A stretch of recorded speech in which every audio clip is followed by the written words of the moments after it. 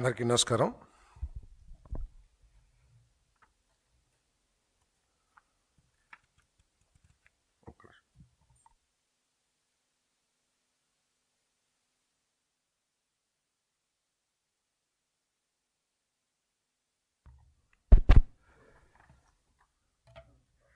మత సామరస్యానికి ప్రతీకైన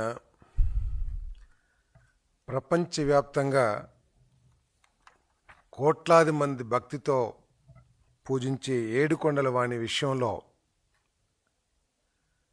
జరుగుతున్న రాజకీయ కుట్రలు చూస్తూ ఉంటే ప్రజలందరూ కూడా తీవ్ర మనస్తాపానికి గురవుతున్నారని చెప్పేసి మనవి చేస్తా ఉన్నాను. నేను గత ప్రభుత్వంలో ఏ విధంగా ఏడుకొండల వాడిని వాడుకున్నారో, తిరుపతి దేవస్థానాన్ని దోయటానికి ఏ విధంగా ప్రయత్నాలు జరిగినాయో, దోచుకున్న వారికి ఏ విధంగా ఆనాటి ప్రభుత్వం అండగా ఉందో ఆలోచిస్తే ఇంత నీచంగా ఏ ప్రభుత్వం అయినా పనిచేస్తుందా అని చెప్పేసి బాధ కలుగుతుందని చెప్పేసి మనం చేస్తాను. మనందరం కూడా కోట్లాది మంది, ప్రపంచవ్యాప్తంగా ఉన్న కోట్లాది మంది భక్తులు తమ కష్టాలు తీరుతాయని, తమకు ఆశీర్వాదం, స్వామి ఆశీర్వాదం కావాలని వచ్చి కోట్లాది రూపాయలు కానుకలు సమర్పిస్తున్న విషయం మనందరికీ తెలిసిందే. అవన్నీ కూడా హిందూ మత ధర్మ వ్యాప్తికి, పేదలకి మేలు చేసే కార్యక్రమాలకి వాడుతారని చెప్పేసి కూడా మనందరికీ తెలిసిన విషయమే.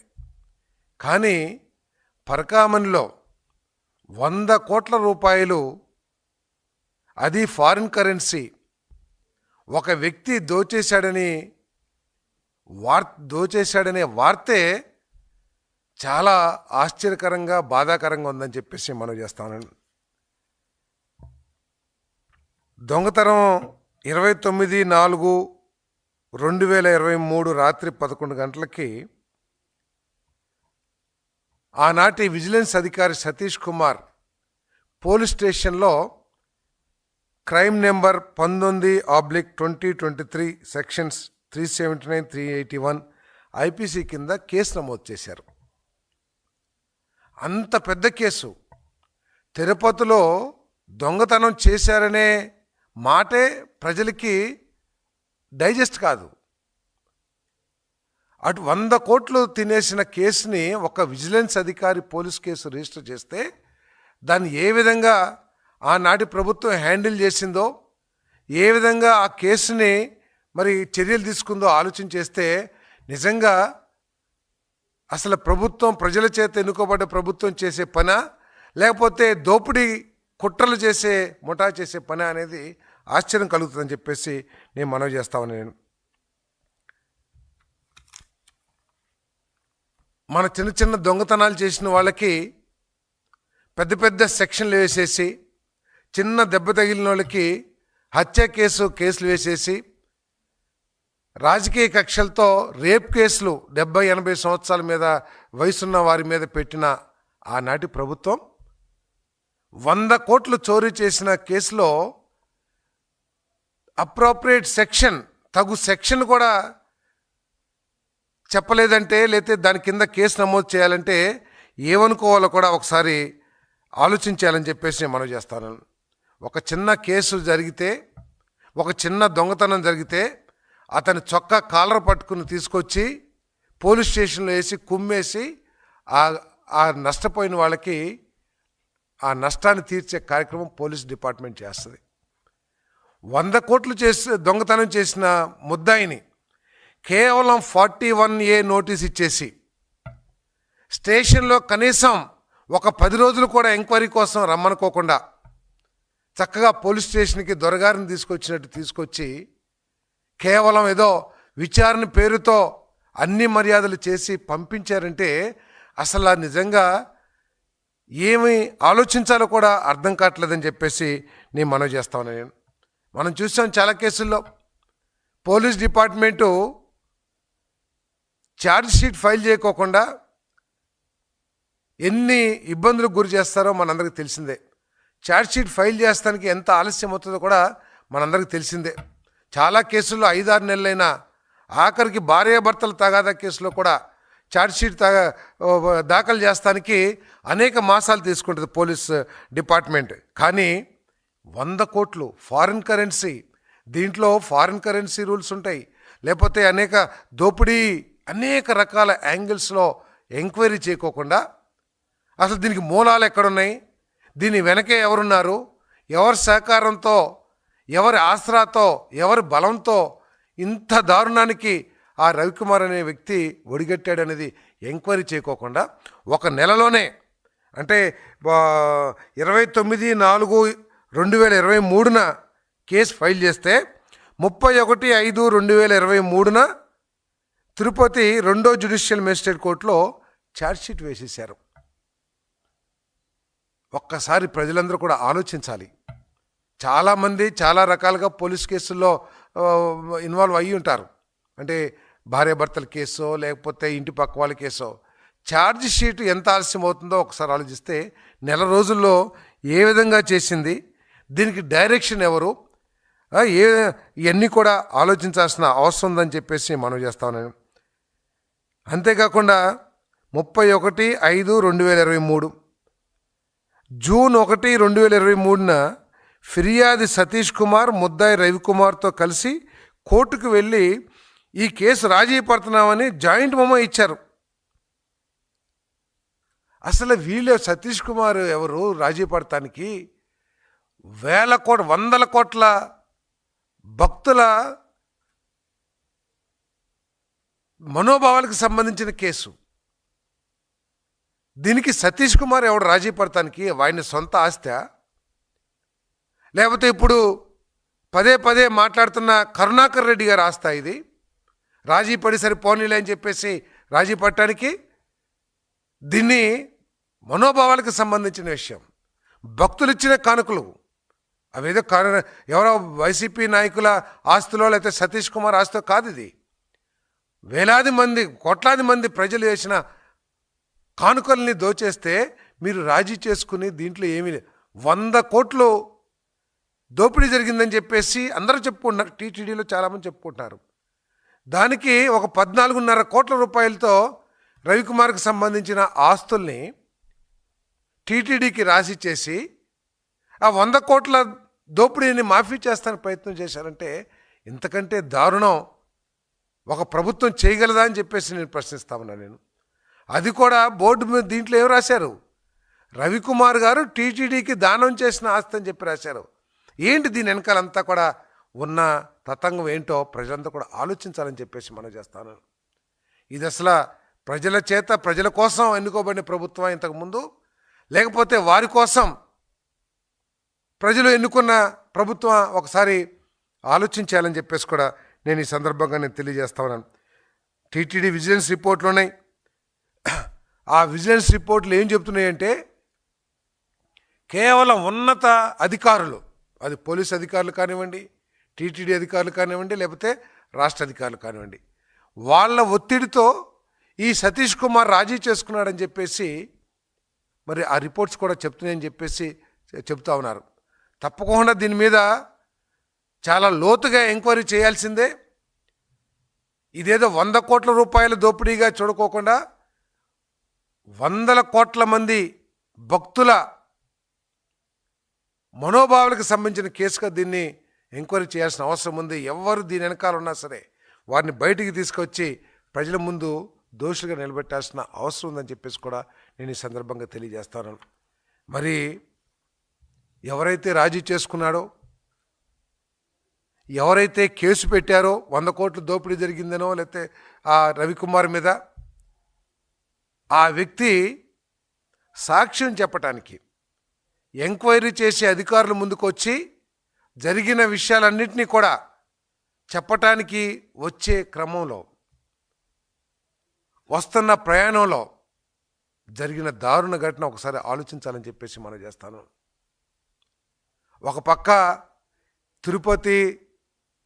తిరుమల దేవస్థానం టీటీడీని భ్రష్టు పట్టిస్తే గత ప్రభుత్వం, ఈరోజు మళ్ళీ ఏదైతే వాళ్ళ మోడస్ ఆపరేండి ఉందో, ఏ విధంగా అయితే వివేకానంద రెడ్డి గారు చనిపోయిన తర్వాత అది గుండుపోటు అని ప్రచారం చేశారో, అదే విధానాన్ని, అదే విధమైన ప్రచారాన్ని మళ్ళీ సతీష్ కుమార్ గారి దాంట్లో చేస్తున్నట్లు ప్రజలందరూ కూడా భావిస్తున్నారని చెప్పేసి, అది వాస్తవం కూడా అని చెప్పేసి మనం చేస్తాను నేను.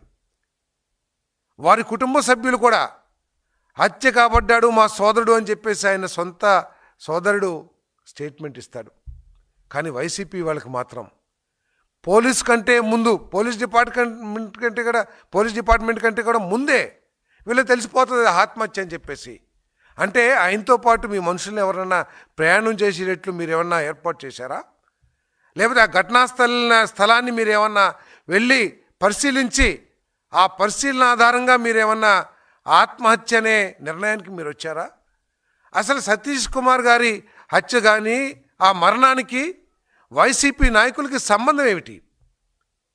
మీరు ఎందుకు అంత ఉత్సాహాన్ని చూపించి ప్రజల దృష్టిని మరల్చడానికి ప్రయత్నం చేస్తున్నారో ఈరోజు స్పష్టంగా తెలియజేయాలని చెప్పేసి నేను ప్రశ్నిస్తా ఉన్నా. నేను సతీష్ కుమార్ గారు మరణించారు, అది ఏ విధంగా మరణించారు, అది ఆత్మహత్య హత్య అని చెప్పేసి నిర్ధారించాల్సింది అక్కడ పరిస్థితుల ఆధారంగా, ఎవిడెన్స్ ఆధారంగా పోలీస్ డిపార్ట్మెంట్ కన్ఫర్మ్ చేయాలి. అంతేగాని పోలీస్ డిపార్ట్మెంట్ కంటే ముందు అసలు ఆయన కుటుంబ సభ్యులకి సమాచారం అందకముందే మరి భూమన కరుణాకర్ రెడ్డి గారు అది ఆత్మహత్య అని చెప్పేసి ప్రకటిస్తున్నారంటే అసలు ఏమిటి? భూమన కరుణాకర్ రెడ్డి గారికి సతీష్ కుమార్ గారి మరణానికి ఎందుకు అంత ఉత్సాహం చూపించాల్సిన అవసరం వస్తుంది? మీరేమన్నా ఆయనతో పాటు కొంతమంది వ్యక్తుల్ని ప్రయాణం చేసే ఏర్పాటు చేశారా? లేకపోతే ఆయన మరణించినప్పుడు ఆయన పక్కన మీ మనుషులు ఎవరైనా ఉన్నారా? దీన్ని స్పష్టం చేయాల్సిన అవసరం ఉంది. ఇది చాలా దారుణం అని చెప్పేసి మనం చేస్తాను. మనం కూడా గతంలో చూసాం, పట్టాల హత్య కేసులో సాక్షులు చనిపోయారు, వివేకానంద రెడ్డి గారి హత్య కేసులో సాక్షులు చనిపోయారు. ఈరోజు పరకామణి కేసులో కూడా సాక్షులు చనిపోతారేమో అని, ఉన్న వాళ్ళందరూ కూడా చనిపోతారేమని ప్రజలు భావిస్తున్నారని చెప్పేసి మనం చేస్తాను. ఇది చాలా దారుణం. సిబిఐ మాట్లాడితే వారు వివేకానంద రెడ్డి గారి హత్య మీద ముందు సిబిఐ కోరి, వారి ప్రభుత్వం వచ్చిన తర్వాత సిబిఐ అక్కర్లేదని చెప్పేసి లెటర్ ఇచ్చిన ఆనాటి వైఎస్ఆర్సీపీ నాయకులు ఈరోజు సిబిఐతో ఎంక్వైరీ చేయించమంటారు. ఏంటి మీకు సిబిఐ అంటే ఏంటి? ఇక్కడ పోలీస్ డిపార్ట్మెంట్తో చేయించకూడదు, వాస్తవాలు బయటకు వస్తాయనా? లేకపోతే సిబిఐ అయితే ఏదో కోర్టులో కేసులు వేసి దాన్ని నీరుగార్చే ప్రయత్నం మీరు చేయొచ్చని మీరు భావిస్తున్నారా అని చెప్పేసి నేను అడుగుతా ఉన్నా.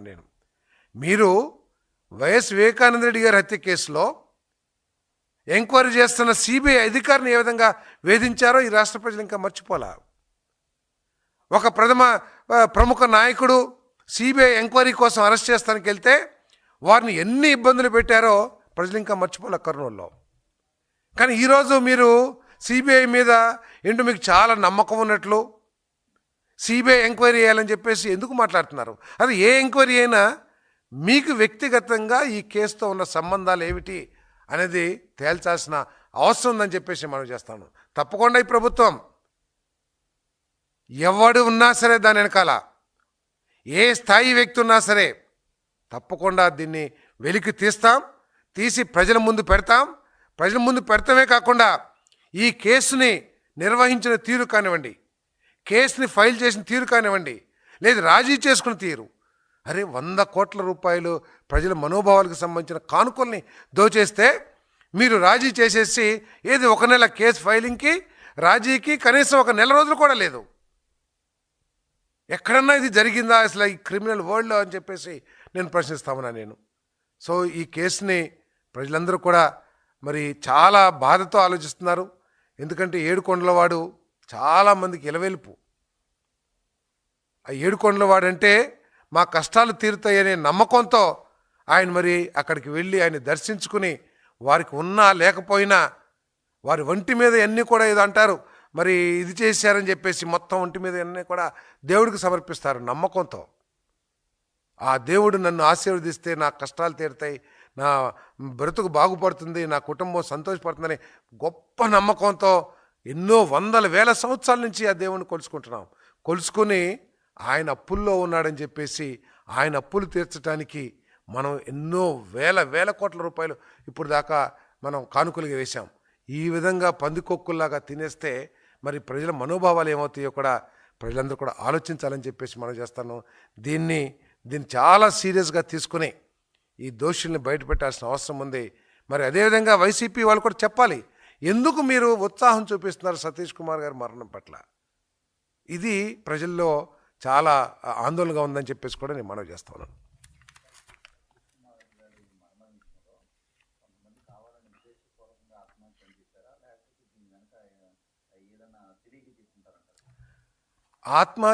హత్య అనే విషయంలో తెలిసి తెలియక మాట్లాడటం అనేది ఎవరైనా అమాయకుడో ఏదో టీ బంకుల్లో కూర్చుని పిచ్చాపాటిగా మాట్లాడేవాళ్ళు అంటే ఏదో వాగుతున్నారులే అనుకోవచ్చు. కానీ ఆ టీటీడీ చైర్మన్గా చేసిన వ్యక్తి ఒక రాజకీయ పార్టీలో ప్రముఖ నాయకుడిగా వెలుగొందుతున్న వ్యక్తి ఈ విధంగా మాట్లాడతాం, ఆత్మహత్యో ఆయనకి ఏం సమాచారం ఉందని చెప్పారు. ఆయన చైర్మన్ అయిన నెల రోజుల్లోనే నాకు తెలిసి ఇవన్నీ కూడా రాజీలు అవటమో లేకపోతే ఇవన్నీ కూడా జరిగినాయి అని చెప్పేసి నాకున్న సమాచారం. మరి అది తప్పకుండా తెలుసుకోవాల్సిన అవసరం ఉందని చెప్పేసి కూడా నేను భావిస్తూ ఉన్నాను. మరి ఈ విధంగా మాట్లాడటం అనేది చాలా తప్పు అని చెప్పేసి కూడా నేను తెలియజేస్తా ఉన్నాను.